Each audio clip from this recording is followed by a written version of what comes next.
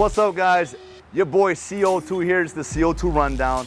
And I got a very special guest, Egan Inoue. We're over at Egan's bootcamp, catching up with the GOAT, man. This dude's got world titles on world titles, 3 different sports. He's the man, the myth, the legend. Egan, oh, so good to catch up with you, man. Bro, look at, how do you stay in such phenomenal shape, brother? Bootcamp. Bootcamp, coaching, training, foiling, all of the above. That's amazing. Something I found out, you know what, it may have came in, I may have, seen something, but totally forgot about it. Bro, well, first of all, congratulations. Last year, International Racquetball Hall of Fame. Yeah. Racquetball Hall of Fame, guys. I know we all know Egan's bootcamp, MMA, all that stuff, but Racquetball Hall of Famer. 21 years old, world champ. How do you even get into racquetball? You know what, it's a funny story, because I got into it because of my mom. I was like 16 years old. I mean, you know this, right? If you're 16 years old and your mom challenges you in a sport and you lose, can't quit, right? So I didn't quit, and I had to beat my mom. Then she introduced me to some old guy with, you know, knee brace, elbow brace, can't barely run.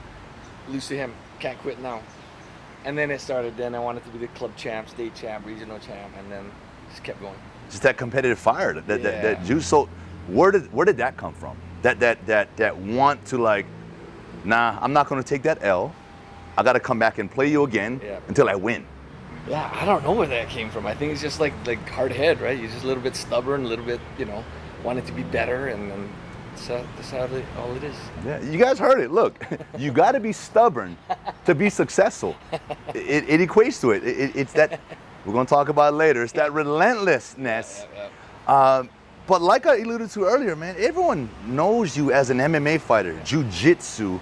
So when was it that you started jiu-jitsu? Was it after racquetball? Was it during? How did that transition come up? So the way it transitioned, well, I started jiu-jitsu at the kind of the ending part of my racquetball career. Why? My brother started. Right. So my brother did jiu-jitsu, and he was like, Ian, you gotta try it. And then one day, like at my mom's house, we cleared all the cultures on the side. And then we had and he goes, well, because before then I was like Taekwondo, I had my black belt, Karate, I had my black belt, I had Wing Chun. I mean, I had all these martial arts, and my brother had nothing except 3 months of jiu-jitsu. So I was like, man, I'll knock you out before we can get to the ground. And he's like, you want to try? I'm like, I don't want to hit you, man. And then he goes, just try, just go. And then he submitted me, like I couldn't. And then I was trying to throw real punches, and they got worse. So the more I tried to hit him hard, the worse I was getting taken down. And then he would submit me so fast. Then we had rug burns everywhere, right? And then I was like, frick, I got to do this. That stubbornness kicked in. Oh, yeah, again, right? And then, you know, then we were at a racquetball nationals. We got into a car accident. The guy came out of the car. He must have been like 300 pounds, like just crazy looking, attacked us. And my brother goes, I got this. And I'm like, you got this? Look how big this guy is, right? And they get to the ground. My brother chokes him up, puts him to sleep. That's it. And I'm like, sign me up. Sign me up.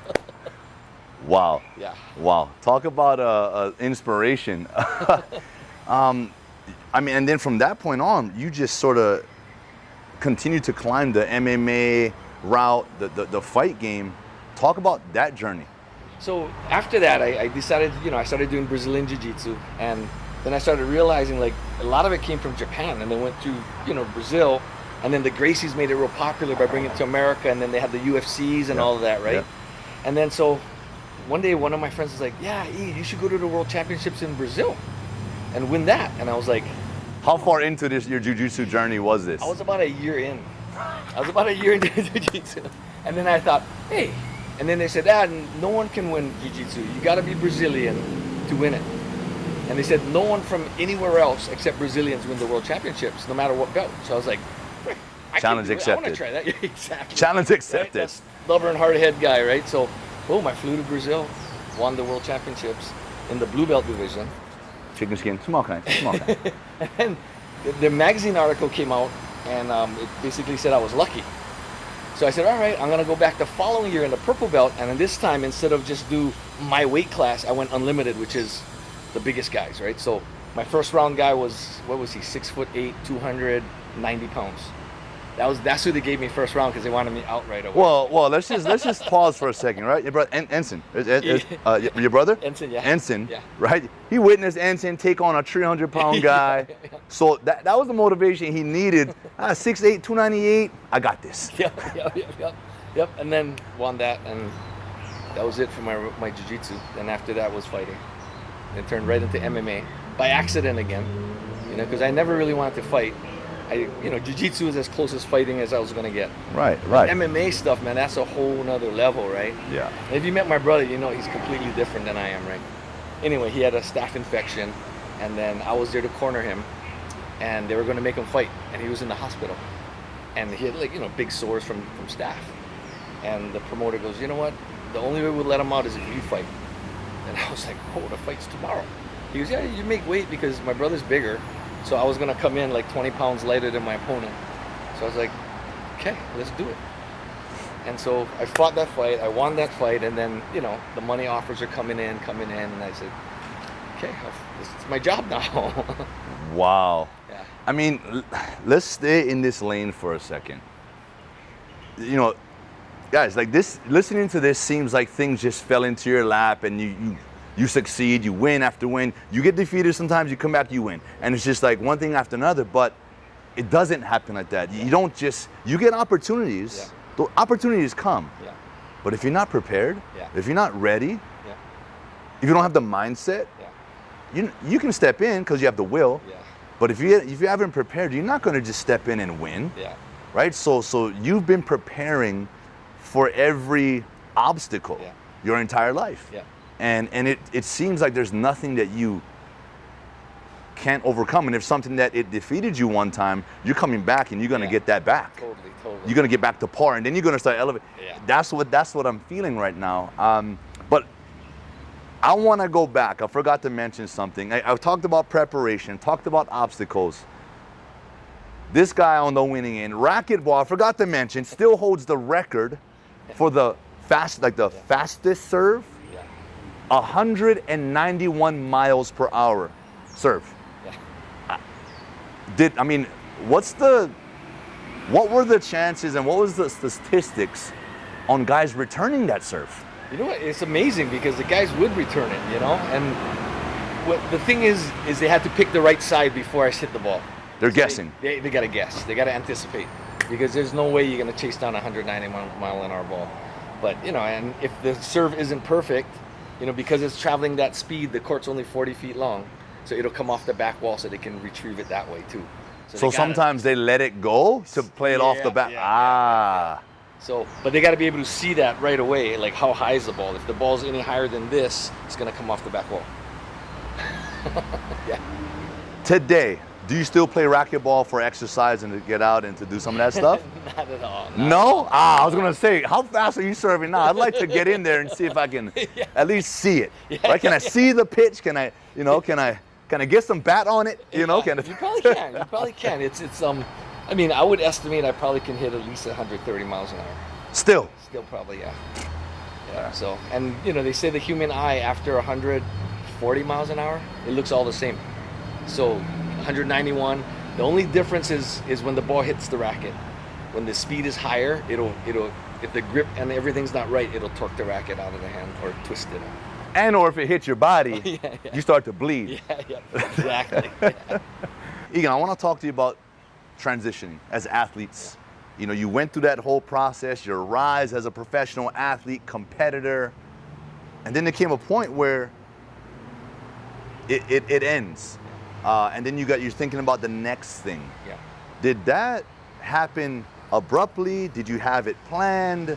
With Egan's boot camp, talk to me about the transition going from being a professional competitor, professional athlete to what's next? What happened? How did that happen?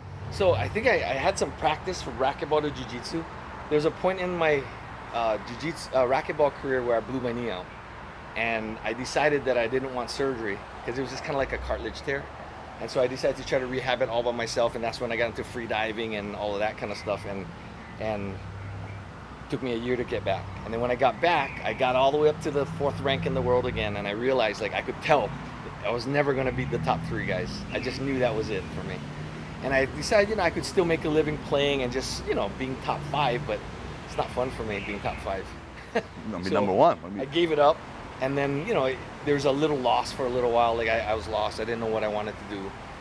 And then, part of the reason what helped me quit racquetball was my partner and I, we had a racket company called E-Force, and we kind of had we sold the company, and then I had to work for someone else now, and I wasn't owning the company, so now that even became not fun at all. So that transition was kind of a tough transition. Well, let me if you don't mind me, excuse me for jumping in, but I don't know if you guys picked on that. You owned a business while being a pro athlete. Yeah. That's something that's rare, because to be elite, to be the best, I dealt with this. Like, I thought about the future, I thought about the next thing, but I felt as if it was taken away from my time in that sport. Yeah. So that's very interesting that you sort of started your entrepreneurship while you were still competing, and like you haven't even hit your MMA, jiu-jitsu, that life journey yet. So you were sort of like chopping at the bit in preparation for entrepreneurship, business, post-career, during your career, which is rare for athletes. So athletes, everyone that's watching this, take note. You got to make sure you're building that second vehicle. Totally. Right? The body. I tell you this is what I say, Egan. The engine, you putting that engine in the next vehicle. But you got to start building that other body. You got to start shaping the next vehicle. Exactly. That way, when you're ready, you're taking that engine and you put it in that thing. Yeah. So it sounds like you were building that body a little bit. Yeah, totally. I mean, and part of the reason I did it was I was designing a racket which I thought for me was going to be the best racket.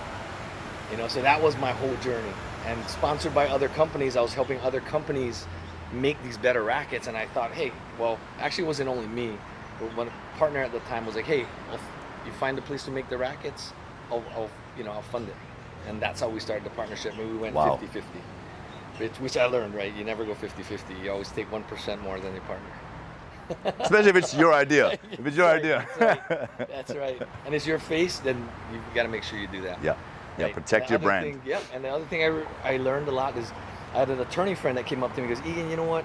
You guys should have a legal document reminding him of what his job is, what your job is. And then that way, if something ever happens, we can always go back to this document and say, this was your job, this was my job, it's good.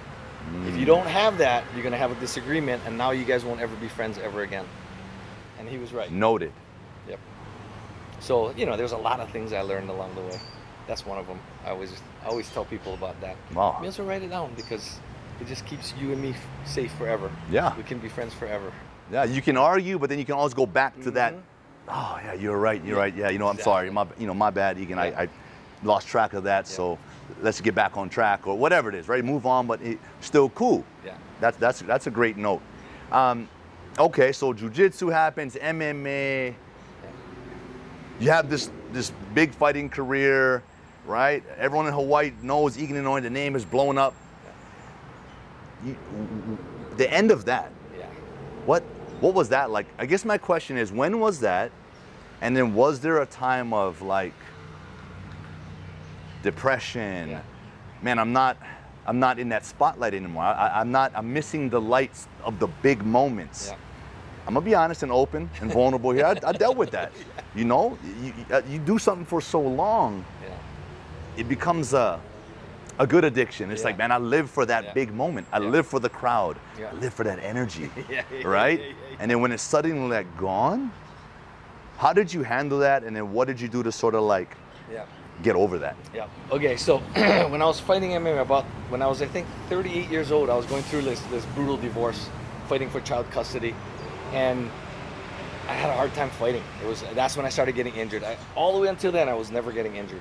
And then right when I started that divorce court, my attorney was like, you gotta stop fighting. But I'm like, how am I gonna make money? That's how I'm making my money now, right? And so I started getting injured, and I started getting hurt. And so I retired, and I quit for about 5 years. Divorce was over, everything. And then I had this one young kid that just kept calling me out the whole time. And I thought, he's been winning. He's 15-0. 21 years old, I was 42. So I came back, made my comeback, won that fight, and I thought, this is a great time to win, to quit right when I'm on top. But like you said, afterwards you kind of like, you miss that feeling. But for me, like every fight, right before the fight, right before I get on, I'm sitting in the back and I'm going, I don't know why I do this. I'm never gonna fight again. This sucks. This is the most horrible feeling ever. And then I would fight. And then after that, I'd forget about that feeling. Then the next fight, it was the same thing. And it was the same thing over and over because, like, for me, I'm really not that fighter, right? And not too long ago, I started thinking about all of that because that transition you're talking about is a tough transition. And for me, it wasn't necessarily the spotlight or that pressure. I didn't know what it was. It was like just having something to live for, sort of. It sort of became your identity. You didn't let MMA identify you, but it became that thing that you were attached to. I can feel that 100%. Yeah. I'm the same with football. It was like something's missing. It's like I call football my. Well, I've been with my wife since I was in grade 7. So I was gonna say my first marriage, but it's almost like a marriage, like a relationship that you don't want to let go of, but you have to, and it just breaks your heart. And that is that feeling of like, man, I miss you. You know, I miss you. And so I can definitely identify to that feeling what you're talking about. Yeah, it's tough, right? So I went and I started training all my guys, and I had a whole group of guys that I was training, but that still doesn't fill that gap for me. It wasn't like, I was never that guy that wanted to be a spectator or a coach, or I wanted to be the guy in the fire. That stubborn guy. Yeah, right? Stubborn. Even my brother fighting, it was just the hardest thing watching my brother fight and coaching him. It was just not a good thing, right? And I never really figured it out. And then we started, doing like a boot camp thing, and my wife was like, hey, let's try this. And I was like, I don't want to do boot camp, man. It's like not to be say anything bad against pro wrestling, but it's like a guy who fights real fights, and then you go choreograph fights, and it's like, I wasn't gonna do that. And I was like, I'm not gonna go be like Jane Fonda or one of those. I can't do Taibo. I'm not gonna do any of that stuff. Turbo kickboxing. No, can't. But I tried it anyway, and I did it, and it turned out really good, and it kind of just shifted, and that passion for the competition and all of that kind of switched to where the success that I got changing people's lives turned out to be now like my passion. That was fulfilling. That's my fire. That was the fulfilling thing. Yep. And it just took a minute to turn on and to fill that missing cup. And you get a couple people like, oh, guess what, Egan? After 3 months, I went to see the doctor. I don't need high blood pressure medication. I don't need my diabetes medication. I don't need all. I'm like, whoa, and the more it happened, the more it's, that momentum started getting bigger and bigger. And then I started realizing, like, I still chase things, like surfing. I was surfing. Then I went to foil boarding, and then, like I'm doing some toe-in stuff, and I was like, man, everyone's like, you're an adrenaline junkie, but I'm not, because when the waves get so big, I'm done. I know where it's too big, right? So I'm not an adrenaline junkie. And then I started thinking about it. What it is like I have this search where everything just gets silent. So like when you're playing football, no matter how much crowd's making noise, no matter what's going on, your mind is like silent. It happened to me on big like punt returns or returns like there you go, yeah. The crowd's crazy, and then all of a sudden, I'm in my own world. Mm-hmm. I don't hear anything. Yep. And then I'm getting goosebumps because I'm thinking about like I'm going through the tunnel. Yep. But it's quiet. They're screaming, but it's quiet in my mind. Yep. It's quiet. Yep. And then I come out and I know I'm going. Yep. And then I start to hear the crowd again, yeah. and it's that I know what that feels like. And that I found that's my addiction, and that's what I like about foil boarding so much right now, because when you get on that wave, you gotta be in tune with your whole body, because it's so tippy, and we're moving fast, and I think I might have found my thing where I can still enjoy that silence, that addiction that I have with that silence, and your body's like almost like you're in a bubble. Right? It's that, and this is where it gets deep. We're getting deep here again. I love this conversation. It's an extreme focus. Yeah. Is what it is. Yeah. It's an extreme focus. It's a silence within a storm. Yeah. And the ability to tap into that, it's a mindset. It's something that the elites, the 1%ers, athletes, entrepreneurs all have. They have the ability to take themselves there. Yep. And that's exciting. And yeah, I'm not an adrenaline junkie either, but I'm out there bodyboarding, pipeline, North Shore. But it's all active. You want to remain active. It's part of the lifestyle. It's what you've built up from when you were a kid, that active lifestyle. Yeah. Hence why the transition is perfect because this allows you to pour into others. You get that fulfillment. It's a business, right? Earning an income, changing lives, and you still have the ability and the time to go get your silence elsewhere. Yeah, totally. And you know, it's like, it's not really a job, you know, like if your work is enjoyable, it's not even a job for me. This is like playing. Yeah, I love it. I mean, when I think of Egan's boot camps, like this was how many years now? Long Egan? time. A while. Yeah. We were in YPO for a while. Yeah, a while. You guys. You're like the original. Like you think of boot camp, you think of Egan's, Egan boot camps, right? You want to go do early morning boot camps? Oh, it's Egan Inoue doing that, right? And you carved that market out for yourself, and you've been doing it for years. And I guess you're known, but for those that don't know Egan, let them know where they can see Egan's boot camp, how they can sign up, what they can do to get that. Yep. So we're right here at Punahou, right? You know, old Punahou Spa. That's where my parents used to train at. Long time ago, right? So wait, is this where you competed with your mom? No, Racquetball? No. Oh, okay. Somewhere else. No, this was just a help. I just had to ask. It was over here. I wish it was. That'd be epic. Yeah, right? And then we got Kailua, and then we got Aiea. So, you know, and the classes, a lot of people are, oh, it's Egan, man. It's going to be horrible training. But what I think people don't realize is I've gotten older. I'm like 56 now. I realized that training changes. As you get older, you got to change. It's like you cannot do the same thing. I can't try to PR every workout. I don't lift real heavy weights anymore. And, you know, my workouts, basically, I got two ladies, my wife and our GM here. That's my training partners. And I do the same way with them. I'll just do more reps, and I'll do it faster, and I'll do it more perfect. And that's how I get my training now. Okay, so, man, you guys heard all of that. The journey, the process. Egan has been through it all. He's doing the most. He's living his best life. And he wants to help you live your best life. He's got this book that's out right now, Becoming Relentless. You got to be relentless to achieve your goals, to achieve your ultimate best self. Egan, tell everyone what this is about in like a couple sentences and where they can get it. Okay, so basically this book, I wrote this book because so many people go, you gotta write. All these stories that you tell me, you gotta write it, you gotta put it in a book. So basically there's stories of me overcoming, because a lot of people see all my world titles and I go, oh wow, lucky guy. Right? And they don't realize that I failed so many times. So I got all my little failures, and at the end of it, I have like a little area where you can write notes. And so kind of like a study book is what it is. And what I'm trying to do is I'm trying to get people to chase their dreams, go for it, especially the younger people. Like, I feel like not enough people have enough dreams, or they have their dreams and people shut them down because, you can't be a football player, or you can't be the best racquetball player in the world. But if you know what you really want and you're willing to struggle, then you can get whatever you want. But you got to be relentless. So that's it. That's what that book's about. So right now, where can they get the book?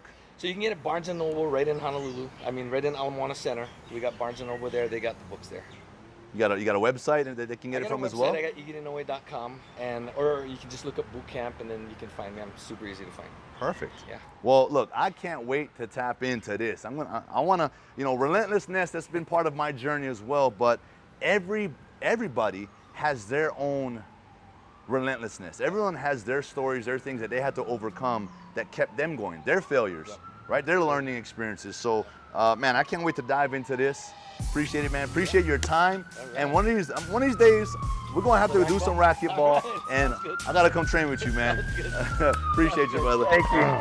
Great catching up. Thanks.